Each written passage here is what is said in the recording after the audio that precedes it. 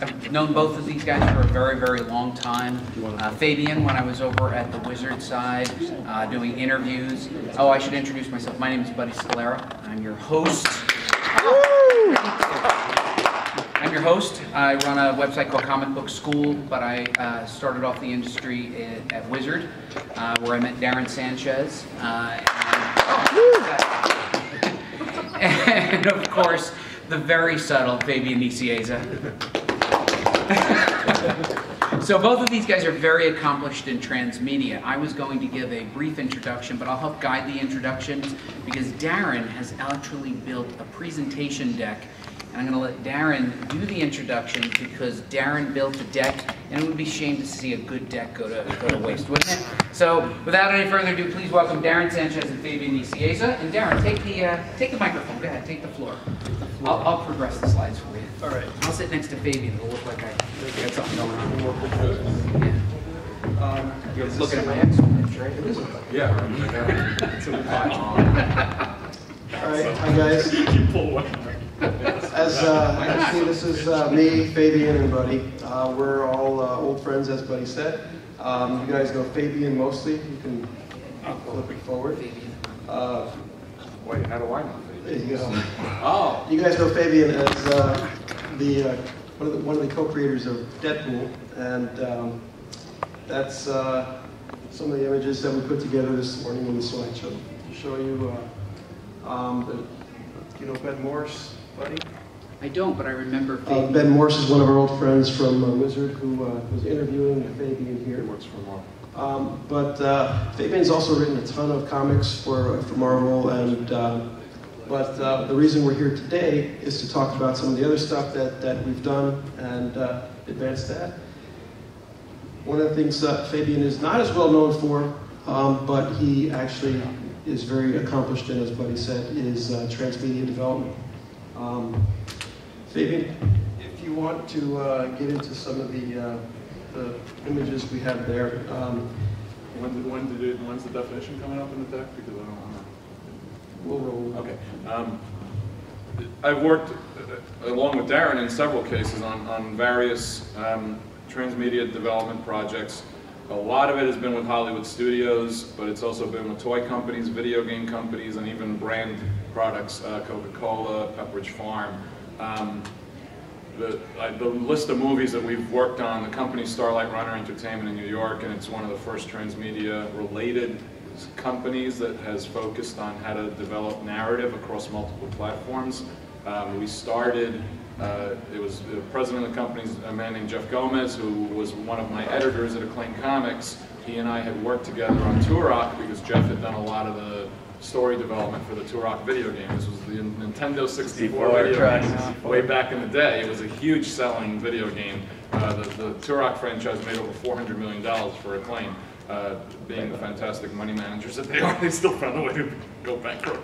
But the whole premise started because Jeff wanted the story worlds of the video game and the new comic that I was redoing to sync up. And that was hard because the comic was going to be different than the original Valiant and Gold Key Turok, and the video game had already been in development for almost a year. Jeff had done a lot of story world input, but the parent company agreed that we should sync up the whole premise of what was going on, and as a result, it helped match stuff a lot better between the two different platforms. We also did, which a lot of people don't even know about, we did a series of short prose stories, chapter serialized prose stories for the Acclaim.net website, which was an original Turok story that was helping to flesh out and bridge more stuff from the video game. And we included a mini comic in the Nintendo 64 box, which basically served as a bit of an origin for the new version of Turok. That website prose story got so many people to go to it at that time who were being driven from the game to go read it that the Acclaim.net servers crashed because they couldn't handle that load. Now, take it with a grain of salt because that was when servers couldn't handle more than 50 people at a time. But it was still, what it really was a help of proof of concept for Jeff. And Jeff's idea is that your story narrative to be true transmedia, your story narrative has to be consistent across multiple platforms. So you're not adapting work from one to another, retelling the same story like in the 1970s a Jaws novel or a Jaws comic adaptation was the same as the Jaws movie. You'd actually be telling more stories or new stories of that story world. So you'd be doing a story about the Richard Dreyfuss character before he even showed up on Martha's Vineyard. So you flesh out the story world more. So that was a bit of a proof of concept for us, and that was 1996, 97, okay? From then we worked on with Mattel on Hot Wheels, and we developed and designed the entire World Race program that they did for their 35th anniversary. That stretched out across comic book inserts into the toys themselves, a video game, and an animated series by Mainframe, which Jeff and I did the story work, and we co-scripted one of the episodes. All that stuff from Mattel together in 2002 and 3 generated over $200 million more in revenue for the Hot Wheels toy than they had forecast, because the comic books in the different toys, and by the way, it was 35 different 8-page mini comics. Yes, 8-page mini comics, and I wonder who the hell wrote every one of those. That created a chase element for fans and for collectors alike, which drove up sales of the actual toys, and that led to the cartoon and the video game. The cartoon was 5 half-hour episodes, which they also adapted as a 90-minute show, and we even had planned it so that parts of it could be excerpted out of the cartoons and turned into a self-contained 90-minute thing. We planned it that way because we knew that that was a possibility. We discussed it. That DVD sold about 10-12 million copies, all right? All of that is part of that 200 million revenue I was talking about. So one of our first big projects as a company out of the gate was hugely successful, and if anything, it helped us say that we have proof of concept to the point where we can go out now and try to pitch this to companies to hire us to help them do it. Because if you do it right, you make more money. It's as simple as that. And our first job was Disney's Pirates of the Caribbean, which we worked on for about 4.5, 5 years. It ended up being like an 800-page mythology, was it, Darren? Yeah, it was huge. And we literally like this fat and giant. Yeah, it's all digital content, and it's meant for internal use only, that they disperse and distribute to their partners. But a lot of these Hollywood studios wanted a print version, so we made these gorgeous, giant, bound books that are like 11 by 17 or 14 by 17, and they're coffee table books. And when Hollywood guys see that, they go, "Ooh, I want one too." And we're like, "Okay, you can get one too, but you got to pay for it." So you go from there. Well, we did similar coffee table books to all the properties that you see up there. The Ninja Turtles with Nickelodeon, Pirates, Men in Black 3, Coca-Cola. Goldfish, we did something a little bit different as far as deliverable, but that's just kind of an introduction to show you some of the different clients that we've worked with in Transmedia. One of the things about Transmedia is that... Before we go, you have another slide. Darren is also an accomplished writer and a transmedia creator as well. He won't talk about himself, so I'll talk about him. He came out of Wizard Entertainment, straight out of the Army, where he flew Apache attack helicopters, so right into comic books, right? Makes perfect sense. And then Darren was a production manager at Wizard, grew with the company, grew to be a multimedia person, and then sold his first comic book property a few years ago in Hollywood, getting his feet wet in Hollywood, and then combined efforts with Boomer Esiason and the Boomer Esiason Foundation to create Genie the Genius, which is a comic book created to instruct kids about cystic fibrosis, and it's also a transmedia project where they've created animated as well. Just so you have a sense, like everybody knows Fabian, and he's a big name writer. Even in this room, he's a big name writer. So you're familiar with Fabian and his comic work. You're familiar with his work when he was at Acclaim, relaunching the company from the original Ashes of Valiant, where he met Darren originally. Darren was at Valiant. So just full circle to get a sense of who Darren is when he starts talking, you have a sense that he is a transmedia creator as well. I didn't mean to interrupt you. I just wanted people to understand who you are. We all know who Fabian is. Darren has no problem interrupting. Oh no, Darren's like, tell everyone how great he is. Wait, Buddy, don't. So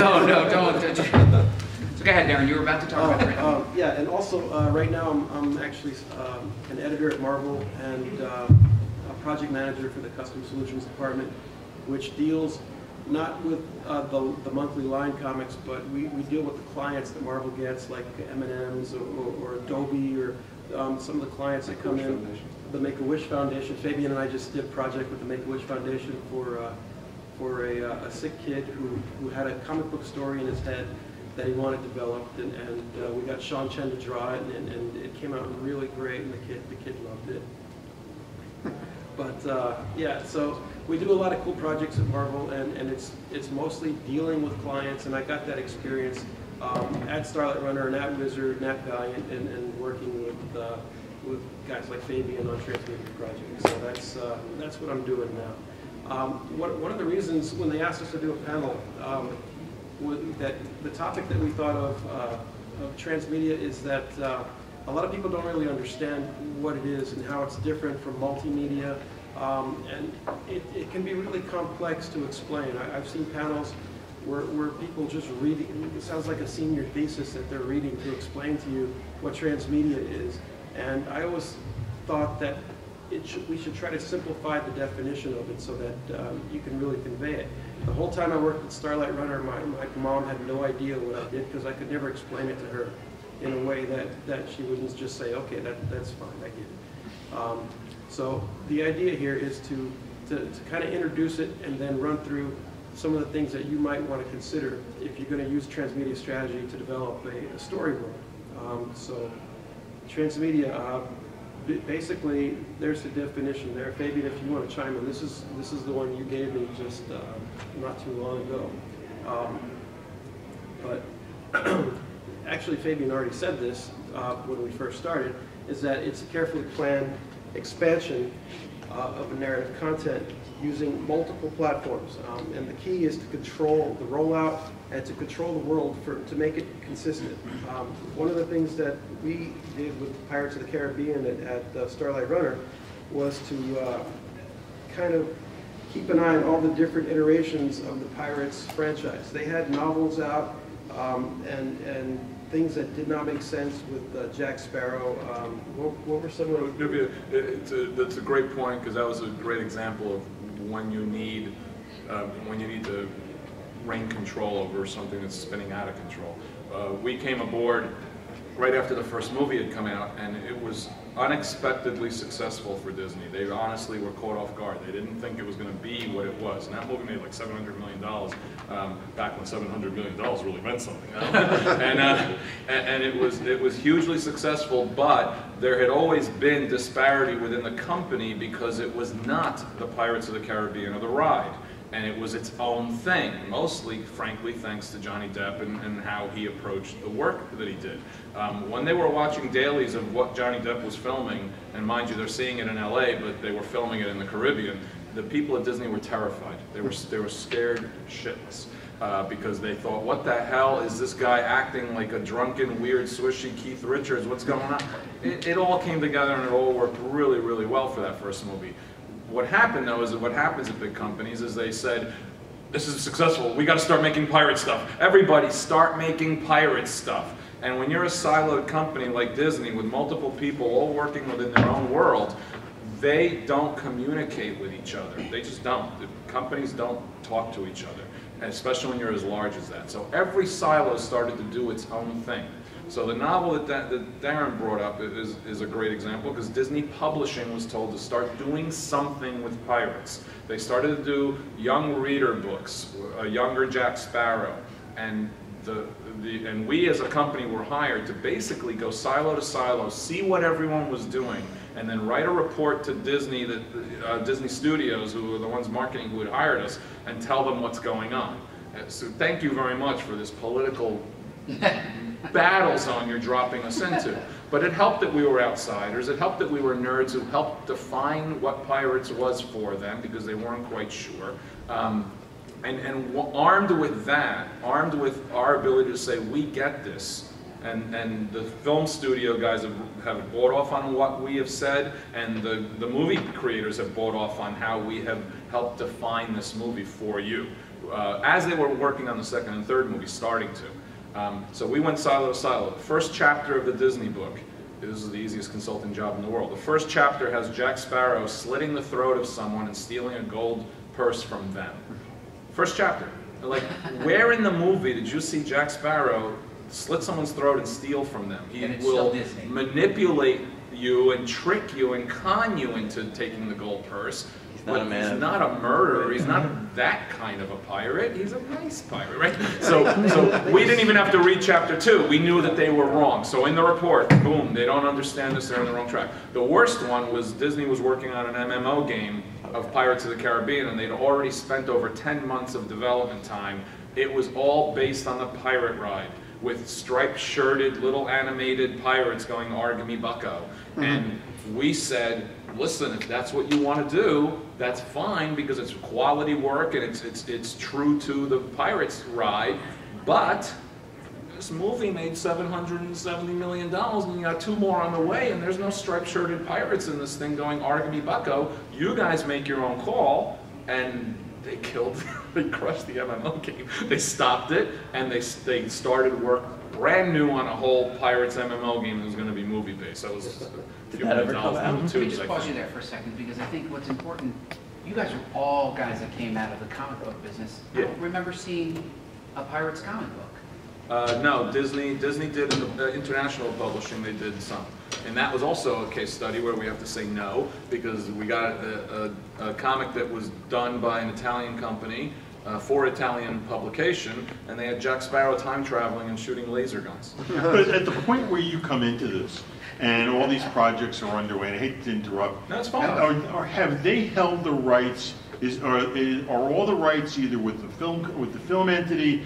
Is there a parent that is exercising it, as opposed to having given licenses to each of these as separate entities? It varies job to job, company to company. In the case of Disney, they own everything that they do, so they own the rights to everything. And the people who they've given it to understand that they can be told to stop on a dime.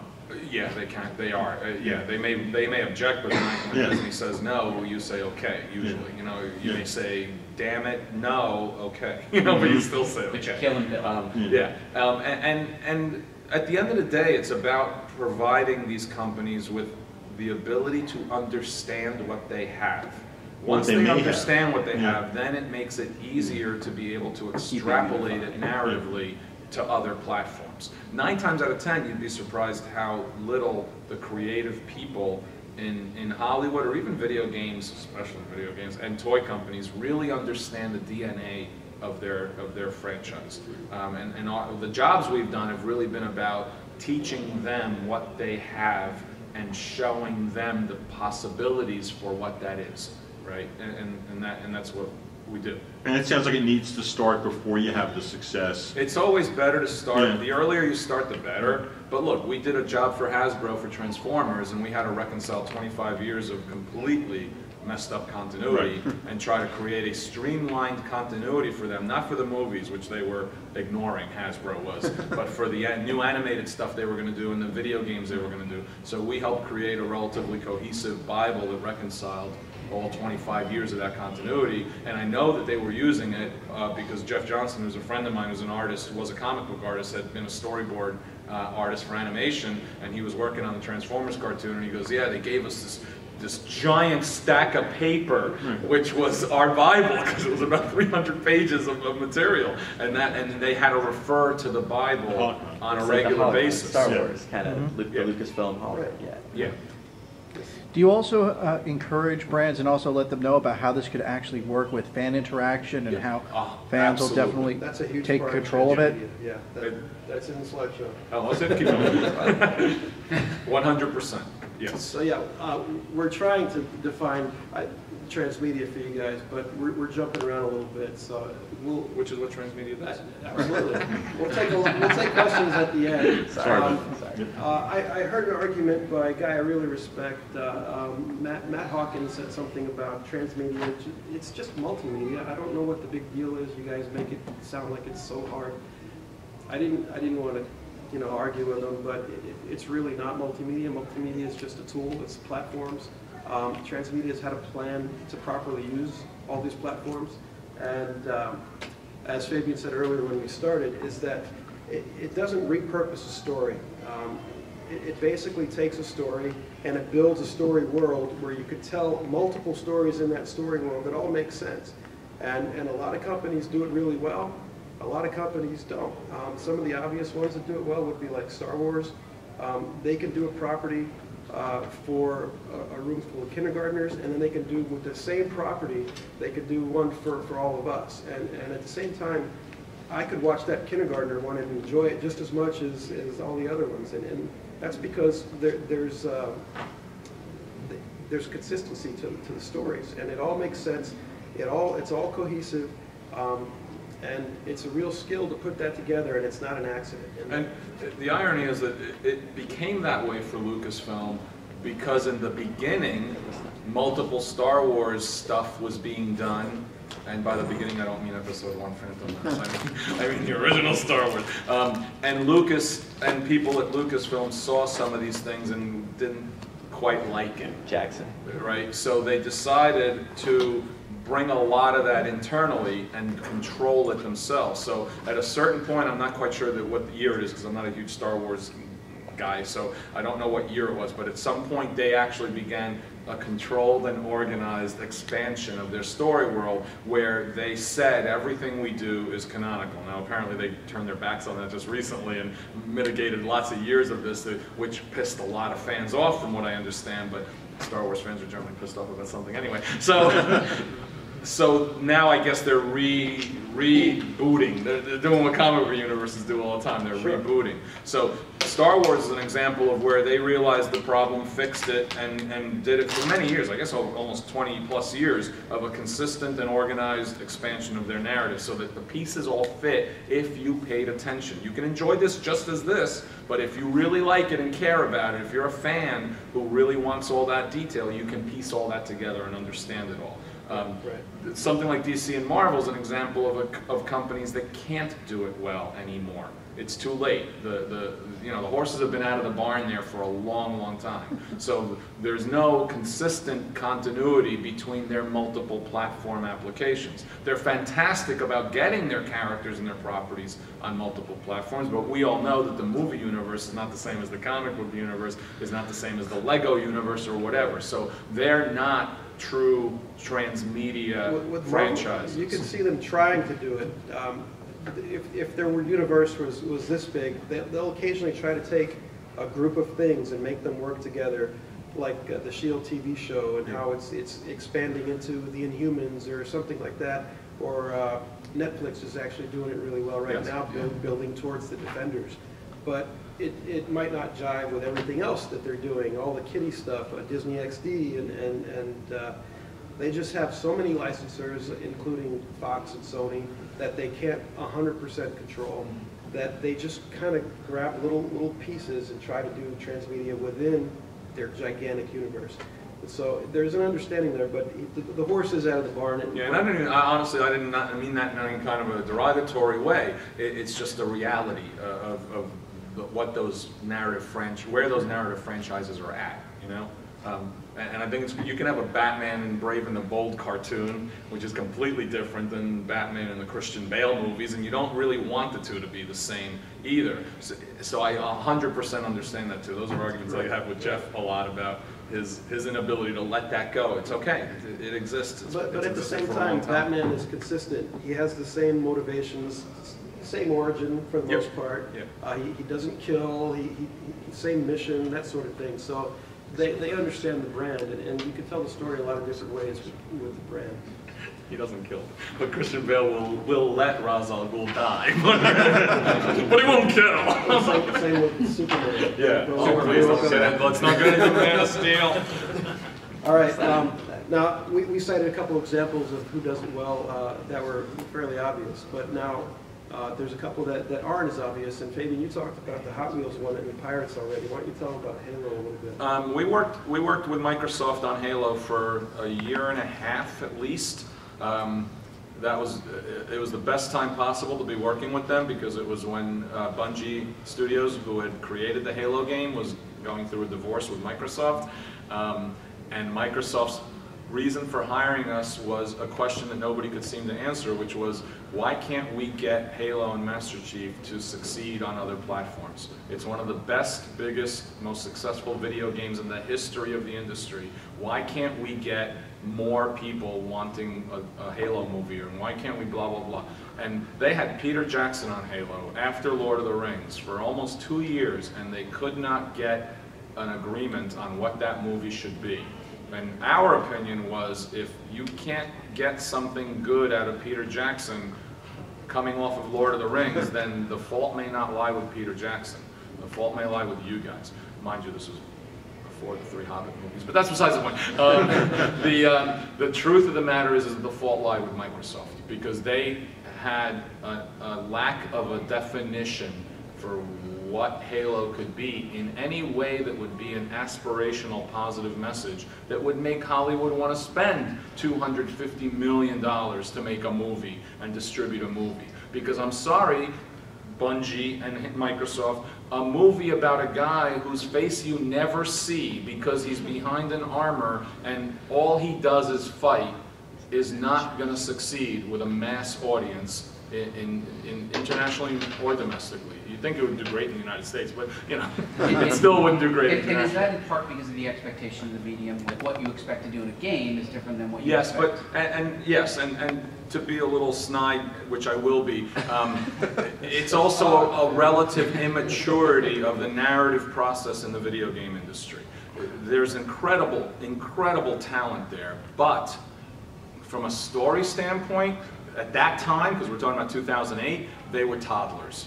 All right, they were creative toddlers, and they did what toddlers do. You know, they rushed around, they broke things, they screamed and cried and pitched fits because they wanted to get what they wanted. And so, comic book writers and comic book creators are kind of late teenagers. You know, we've grown a little more and understand a little more through time and experience, right? And we interviewed Bungie, and we asked them what the theme of Halo was.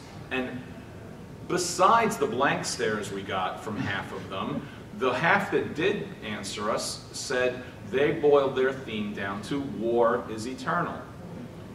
And we said, thank you, okay. And we walked away. And we said, this is never gonna happen as long as they think that that's a theme that's gonna play well with a mass audience, right?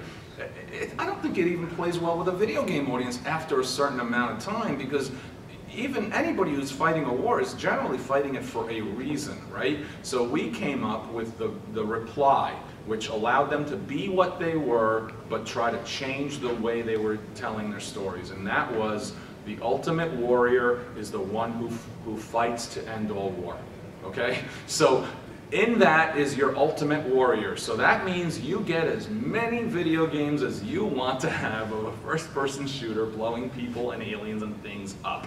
Have a blast if that's what you enjoy. But if you want to tell a story that has a character through arc, that has conflict in it, that has evolution and has aspiration, you're fighting for something, which is to end the war you're fighting. Microsoft was, yes, please, thank you. Bungie was like, I don't know. But Microsoft was, we're getting a divorce anyway. See ya. And literally, see ya. They had an in-house development team that was assigned to Halo. The guy who was our main point of contact became the head of the narrative development team within Halo. We gave them a 10-year outline about what to do, how to expand their story, how to build Master Chief. And we walked away, because that's what we do. You walk away from the job. 3-4 years later, I think it was when Halo 4 came out, all the newspaper articles were stories about how much better this story was, how now there's a humanizing element in Master Chief, a relationship with Cortana. Quite honestly, all of that is stuff that we put down on paper for them in 2008, 2009. They've actually followed that blueprint to a T, and it's benefited them. Do they have a movie deal yet? No, but again, that's not on us. That we have changed the way they looked at their narrative, and it in no way, to the best of my knowledge, changed the way their games are played, right? It just refocused how they should approach it. Master Chief could have been a robot, basically, and nobody would have known the difference for the first few games. So yeah, we kind of worked on that. So. And now he's huggable. And now, here's just a quick thing that Fabian and I did together, because the point of this is to show you guys how to go about putting a transmedia universe together. We could tell you kind of how we, and it all started with creating backstory, figuring out how everything works. This was a story. I don't know how much are we allowed to talk about this story. Pretty much anything we want, who cares? This started with him is where it started, so then we go from there. This was Darren's original idea. Yeah, basically it started with an article about space debris, and me talking with my dad about somebody ought to go up there and clean that up.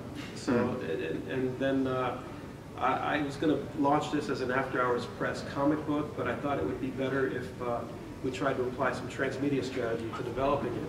And so what we did was we figured out, Fabian and I would talk out a possible story arc with characters and just building it from the ground up. The first question he asked was, how would they clean up the debris? And I really had no idea, so I did some research. I looked at some DARPA stuff and some science fiction stuff, and I made some shit up on my own as well. And we came up with a really cool concept of basically garbage men in space. They fly around in these really crappy, beat-up spaceships, and they have a bunch of different techniques. It depends on how big the debris is and how fast it's moving. But their mission is to clean up space and clear out windows so that space travel could go without danger of being destroyed by the massive debris. And at the time the story takes place, it's a little bit in the future. So there's a lot more debris because there was a war in space called the Satellite Wars, or the Sat Wars, that basically created a whole lot more debris than there is right now. So this story, the way we developed it was to come up with the ships and the techniques for how everything works, and it was all kind of unique. The corporations that fund it, the training that goes into it, where do they get their pilots, and then we developed a strategy, which was to tell the story through a screenplay. We did it that way because Starlight Runner was represented by United Talent, but it could have just as easily been Buddy and I putting together a comic book. The starting. And you know what? We still might. Would have been done. But the idea is still the same, though, in that you got to build and understand the background of your story before you dive in, because we could easily start telling a story about the Aeronaut Academy, or we could start telling stories 10 years in the future of this story, or we could start telling stories of the satellite wars that happened 10 years in the past. We kind of have a whole big story world that we can pick and choose from. The screenplay starts kind of right in the middle with this one pilot, Jason Morgan, and how he gets kicked out of NASA, but recruited into the aeronauts, who he doesn't want to fly for, because essentially they are the garbage men of space. And Literally. So that's one way to get started, and that's just one example, is to show you that whether it's a comic book or a movie concept, it all starts with brainstorming and figuring out the world, the timeline, all the different elements, and how science works in your world. And that would apply to any project that we were to start. If we were to start something from scratch right here, we would start the same way. Yeah. So. And just to put a sad perspective on the reality of the creative process in the entertainment industry, the script goes out to 8 top-level producers. What a surprise, all of whom are represented by United Talent Agency, and all 8 read it, like it, think it was a good script, but pass because it was delivered to them the fall after we had gotten Elysium, Battlefield Earth, the other Will Smith, After Earth, and a couple other original movies that did not do well for Hollywood. So their mandate in that fall was original movies don't work. We can't do original stories anymore. So ironically, if it were a known concept, if it were a comic book first, yeah. If it had been a comic book first, they may have looked at it in a different way. So it wouldn't have changed a single thing about what the script was, one letter in the script, although there's some typos in, so I might need to fix it. And yet they would have looked at it differently. Right? And that's the reality of the creative process as well. But as a comic creator, right, you can still continue to publish your comic independently. Yes. Keep your vision and voice out there. Yes. And not have to just wait for someone else to greenlight you, right? Because we have such a low barrier. Yeah. You just want to talk a little bit about, you know, how Hollywood views comics and why, you know, you as a creator and you as a creator continue to get out there and create your own visions. Darren, you want to talk a little bit about? Well, it's kind of like I just said, is that there's risk involved to producing original content. And if it's something that there's already a built-in audience, you go into a pitch, into a room, and you've already got their attention. They already understand what your project is. And you have a much greater chance for success because the risk is less for the studio. Mm-hmm. Yeah. So doing comics, whether it costs, you put a plan together to do an indie comic for $10,000 or $2,000, if you do it well and you consider all the things that you're putting in there, the way that we did, basically building your world, building your characters, making sure there's conflict. There's a ton of things to consider to do it professionally and to do it as well as you can. That is your first foot forward in a sales pitch. So you're creating a world. So comic books are a viable way of doing it. Yeah, I think that the way Hollywood looks at comics has changed drastically in the last 10, 15 years, and that's simply due to success. That's all. The fact that so many movies have been made of comic book properties that made so much money changes the way business people think. I guarantee you the next 5 that fail in a row, they'll change the way they think. All of a sudden, comic books won't be a good source for feature film or television entertainment. I mean, it's an absurd way to think from a business standpoint, but it's the way they operate. We would have been far better served with 4 issues or 12 issues of an Aeronauts comic book, you know, than we would have from a screenplay that we did. But that was a company decision at the time. And from a Transmedia perspective, if we did do that approach, the screenplay would not have been a repurposed retelling of the first 12 issues. We would have done the 12 issues maybe with the Aeronaut Academy, and then the screenplay would have been what happens after that. Because with the Transmedia approach, that's what it's all about, is building bigger stories and not just telling the same story over and over. Now, the economy of dollars and cents, I mean, you're talking about $200 million. Now, you were talking about $2,000. What's the economy of scale from least expensive, maybe ebook, all the way up to, is feature the most expensive, or is video game I would the most say expensive? right now it's a fight between video games and feature films, depending on how much a video game company is going to put into into that. But the kind of properties we deal with, the kind of science fiction, fantasy genre, superhero genre, it's very hard to do it for less than 175 to 200 now. Even Marvel's for a movie, yeah, like even Marvel's lower end movies are still, I think Ant-Man was around a 175, 150 something budget. Avengers was 250 or more, So it's a lot of money, but the returns are totally different too. You put 2,000 into a comic book and you hope you can sell 5,000 of it and make $15,000, let's say, or $20,000. That's a great return, quite frankly, but that's peanut shell casings in comparison to what Hollywood needs in order to make back on their budgets. We're talking about $1 billion, in ticket sales.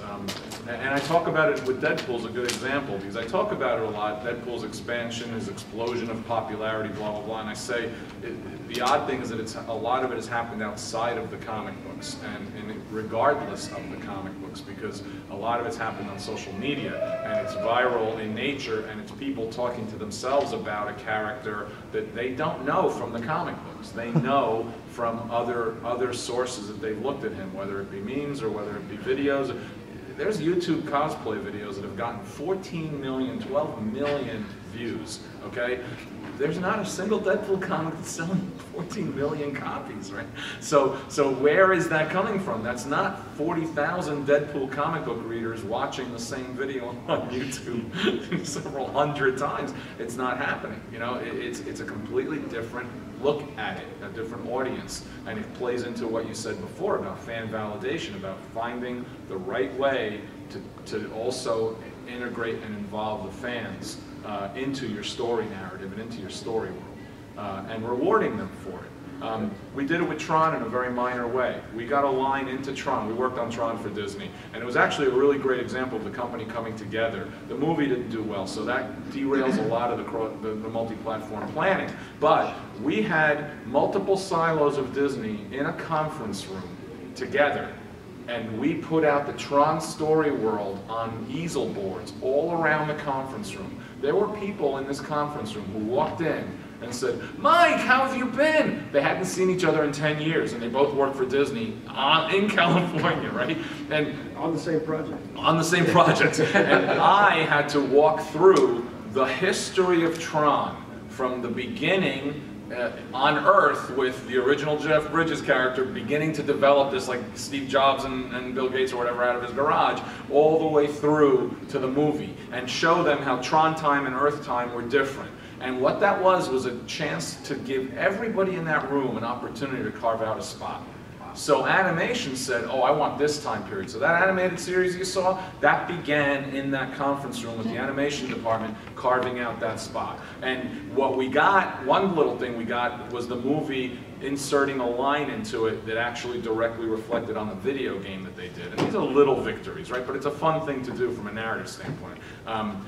There's a line in the movie where one character says, this character Cora, played by Olivia Wilde, says, "I was saved by a rebel," or blah, blah, blah. And she was almost killed, but she was saved by a rebel years ago. That was the character that you play as a first-person narrative player in the Tron video game. So if you have played the Tron video game, when you see the movie, you know she's referring to you, because you're the one who did it technically.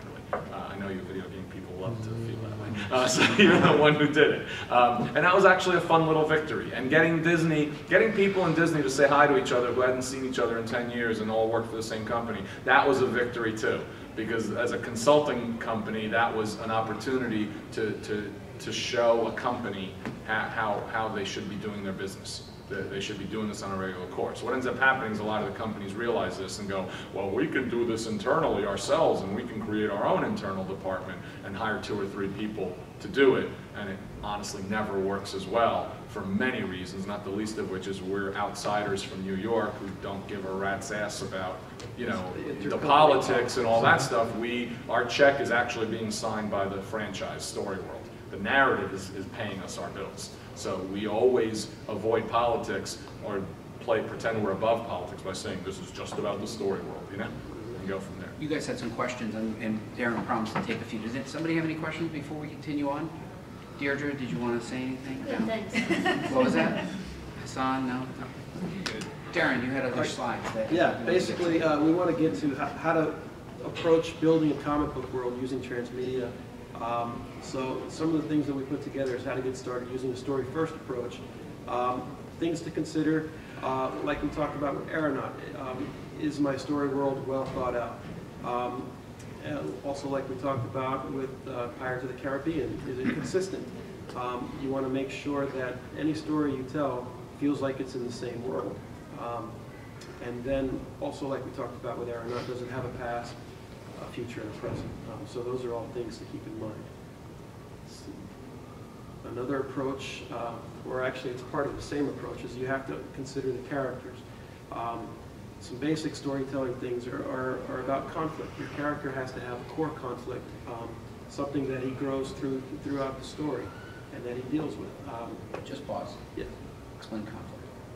Because conflict is often thought of as physical. There's a couple of types of conflict. There's internal and external. If you're the Thing and you're fighting the Hulk, that's a conflict, but that's not what I'm talking about. The Thing might be insecure because the Hulk always kicks his ass. That's an inner conflict. You have a better example? No, that's a really good example. I mean, I grew up in Marvel Comics in the mid-'80s, and I started there when Jim Shooter was still editor-in-chief, and he'd gotten a little rigid in some of his editorial philosophies, but they were still grounded in excellent storytelling. And one of the things he had was every story had to have a can't-must conflict. And the can't-must conflict is simply, I can't do this because of A, but I must do this because of B. So the perfect example is Spider-Man. he knows that he has the prescription medicine that poor Aunt May is going to need because it's the 7th time she's almost dead this week, and he has to get her that medicine. But Doc Ock is on the loose 1 block away, and he's hurting people. So Aunt May needs this by 3 p.m. because of her poor ailing heart. Doc Ock is fighting people right now. Can't-must conflict. So that really boils it down to a kind of an overway. But those are the kinds of things that we're talking about with a character. A character has to have a thematic conflict about the difficulty of doing whatever he's going to do or she's going to do. It can't be easy. It can be easy, of course it can. You just don't have as good a story. So you have to have a character that it has to face adversity and triumph over that adversity, and it shouldn't just be physical adversity or environmental adversity.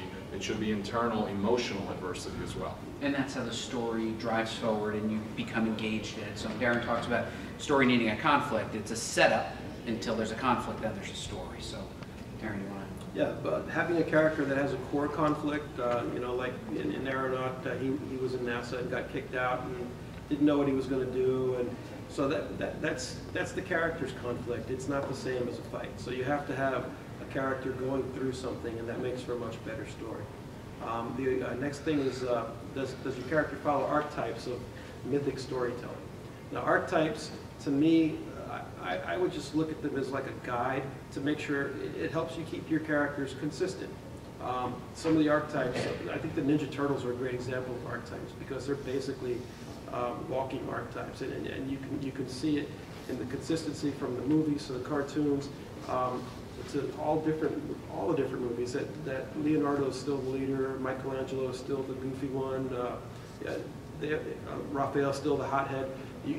They have their archetypes, and there's actual words for these archetypes. Yeah, and I never remember them. I was going to refer back to my file. But there are things like the trickster, the lover. Those are classical archetypes, and you need to understand where your character falls. And they can be more than one. You can have a couple different ones. Like Jack Sparrow is a trickster, right? And he's always, and this is Johnny Depp's own description of it, he wanted him to, even on land, walk as if he were dizzy at sea.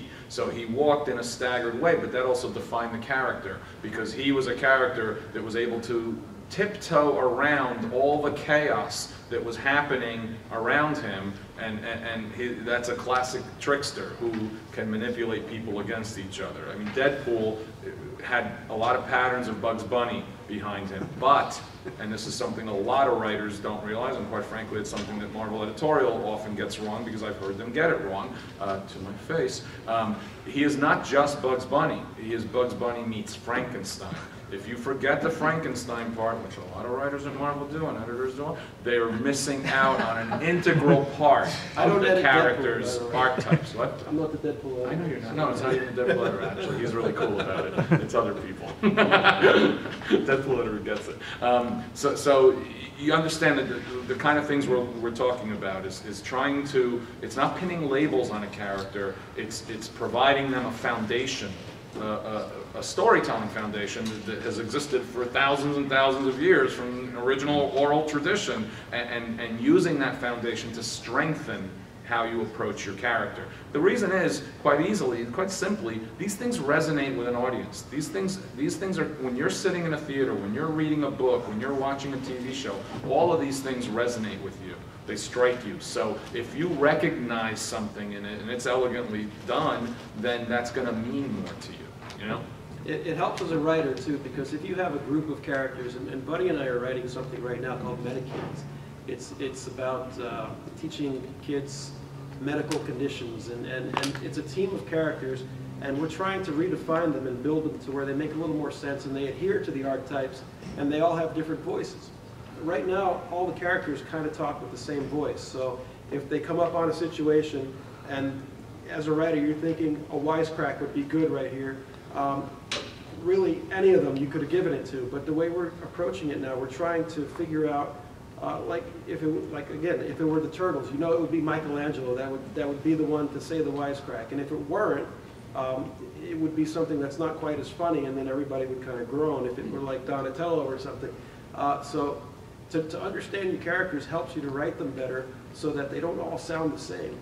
They need to have different voices, especially in a team book, or your story is not going to feel very well developed. Have you guys ever developed a character that didn't have a real personality that you thought was going to work, and then the licensor said, no, they don't sound like that, even though they didn't actually have a personality behind it prior to that? You ever find yourself creating something for them, and then they didn't know what it was? May and I take this one, since I have, honestly, just luckily enough, and we didn't set you up with this question, I worked as an editor. When I became an editor at Marvel, I asked for anything that wasn't superheroes, and that was the only way.